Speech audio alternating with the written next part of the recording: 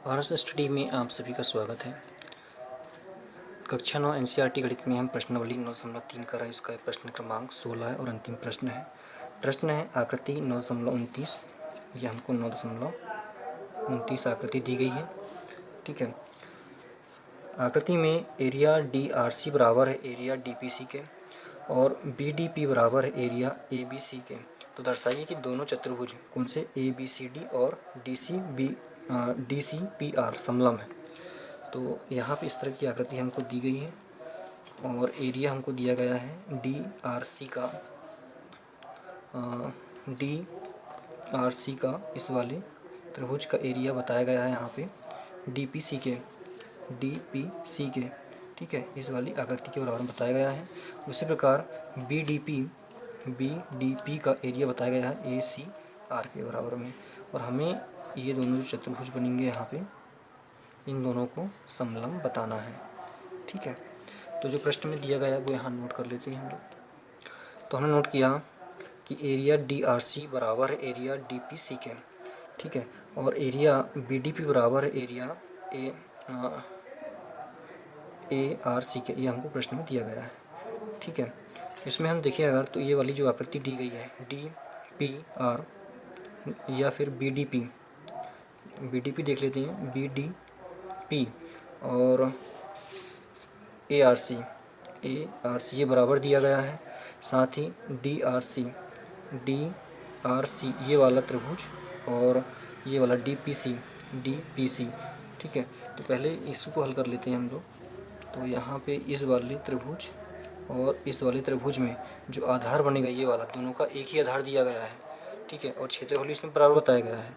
तो यहाँ पे प्रमेय 9.3 हम लगाएंगे। तो यहाँ पे हमने नोट किया कि त्रिभुज DRC और त्रिभुज DPC एक ही आधार DC पर स्थित है, इस वाली लाइन पर स्थित है। ठीक है, और इनका क्षेत्रफल भी इसमें बराबर दिया गया है। तो प्रमेय यहाँ पे 9.3 कहती है कि एक ही आधार वाले समान क्षेत्र वाले त्रिभुज एक ही समांतर रेखा के बीच स्थित होते हैं। तो ये दोनों समांतर रेखा के बीच ये दोनों त्रिभुज स्थित हैं। तो हमने समलंब चतुर्भुज की परिभाषा क्या पढ़ा था? समलंब चतुर्भुज पढ़ा था कि एक युग्म भुजाओं का एक युग्म अगर समांतर हो तो वह समलंब चतुर्भुज होता है। तो यहाँ पे एक युग्म, यहाँ पे ये वाली लाइन इसके समांतर में बता दी गई है इस प्रमेय के अनुसार। तो हम कह सकते हैं कि ये कैसा है, समांतर चतुर्भुज है। ठीक है, तो हमने यहाँ पे क्या किया कि त्रिभुज DRC और त्रिभुज DPC, ठीक है, ये वाला और ये वाला दोनों एक ही समांतर रेखा के बीच स्थित है, DC और RP के बीच। तो DC समांतर RP, तो इसी के अनुसार यहाँ पे चतुर्भुज DCPR एक समलंब चतुर्भुज यहाँ पे हो जाएगा। तो इसका प्रथम भाग कंप्लीट होता है। इसका सेकंड भाग हल करने के लिए हमको जो दिया गया है BDP बराबर एरिया ARC के, ये हम लेना पड़ेगा। और इसके दोनों ओर हम एरिया DPC को घटा देते हैं, घटाने पर, ठीक है, इस आकृति में क्या है DPC, इसको हम घटा देते हैं दोनों साइड। तो एरिया क्या हो जाएगा, area BDP minus area DPC, और सेकंड साइड हो जाएगा area ARC minus area DBC। इस तरह से दोनों साइड हम घटा लेते हैं। तो अब हम चित्र में देखेंगे कि हमको घटाने पर क्या आकृति मिलती है। तो BDP, यहाँ पे BDP, इसमें से क्या घटाया हमने, DPC, ये वाली छोटी आकृति, इस बड़ी आकृति में से BDP में से हमें छोटी आकृति DPC इसको घटा दिया। तो क्या बचा हमारे पास में, DCB, क्या बचा, DBC, या फिर इसको हम लिख सकते हैं BDC, ये हमको बचा यहाँ पे। तो यहाँ लिख सकते हैं एरिया BDC जो बचा है हमारे पास में। अब सेकंड साइड आए हम तो ARC, इस बड़ी वाली आकृति में ARC में से हमको क्या घटाना है, ये छोटी वाली आकृति, लेकिन ये पॉसिबल नहीं है। ठीक है, ये यहाँ से इधर आ गई है और ये इधर से यहाँ पे गई, पॉसिबल नहीं है। तो इसको हम जैसे का वैसे यहाँ पे लिखेंगे, ARC माइनस DPC, ठीक है, ये हमने लिखा। लेकिन हमको प्रश्न में दिया गया है कि एरिया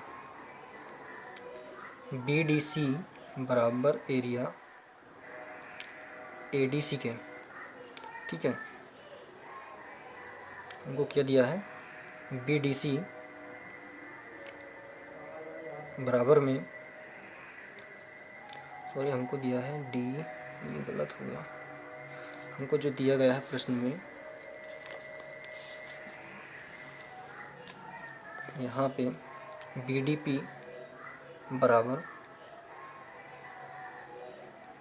ARC, ठीक है, क्या दिया है ARC। और सेकंड में क्या दिया है DRC बराबर DPC, तो हमको ये वाला लेना है, DRC बराबर DPC, ये हमको लेना है यहाँ पे। तो नोट करेंगे हम, एरिया DRC बराबर एरिया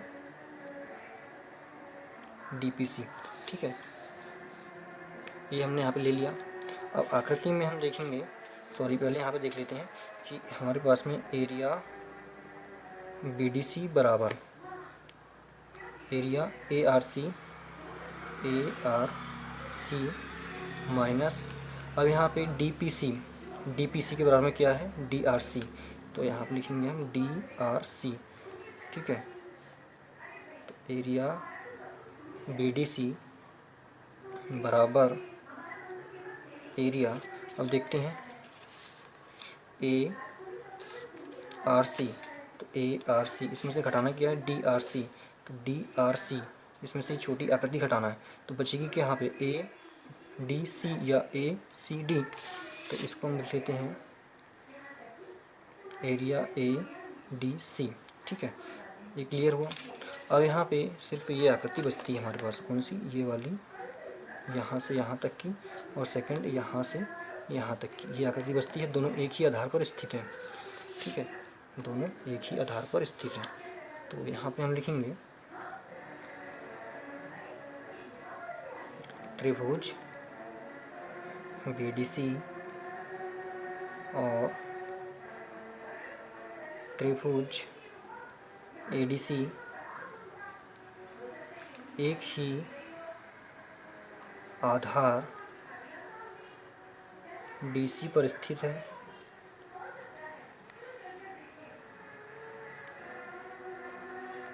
और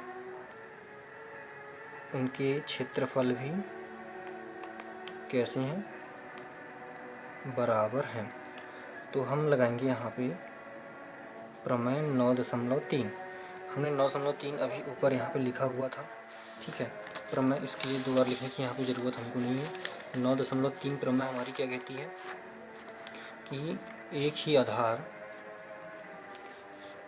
ही आधार वाले समान क्षेत्रफल वाले त्रिभुज एक ही समांतर रेखा के बीच स्थित होते हैं।